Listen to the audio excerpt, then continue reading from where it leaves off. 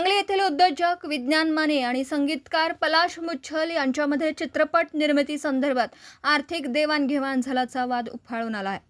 या प्रकरणात लाखो रुपयांची फसवणूक झाल्याचा आरोप विज्ञान माने यांनी केला। माहितीनुसार चित्रपट निर्मितीच्या कामासाठी दोघांमध्ये व्यवहार सुरू होते। याच काळात संगीतकार पलाश मुच्छल यांचा सांगली येथे विवाह होणार होता, मात्र काही कारणास्तव तो स्थगित करण्यात आल्याची माहिती समोर येते। उद्योजक विज्ञान माने यांनी सांगितलं की त्यांनी वेळोवेळी पोलीस प्रशासनाला सर्व पुरावे आणि माहिती सादर करूनही अद्याप पलाश मुच्छल यांच्या विरोधात गुन्हा दाखल करण्यात आलेला नाही। त्यामुळे संबंधितांवर तात्काळ फसवणुकीचा गुन्हा नोंद करावा अशी मागणी त्यांनी केली। पुढे बोलताना माने म्हणाले, जर आमच्या तक्रारीची दखल घेऊन गुन्हा दाखल करण्यात आला नाही तर आम्हाला आंदोलनाचा मार्ग स्वीकारावा लागेल, असा इशाराही त्यांनी दिला। या प्रकरणाकडे आता सर्वांचं लक्ष लागलं असून पोलीस प्रशासन पुढे काय भूमिका घेतं हे पाहणं महत्त्वाचं ठरणार आहे। Zee News media Sangli.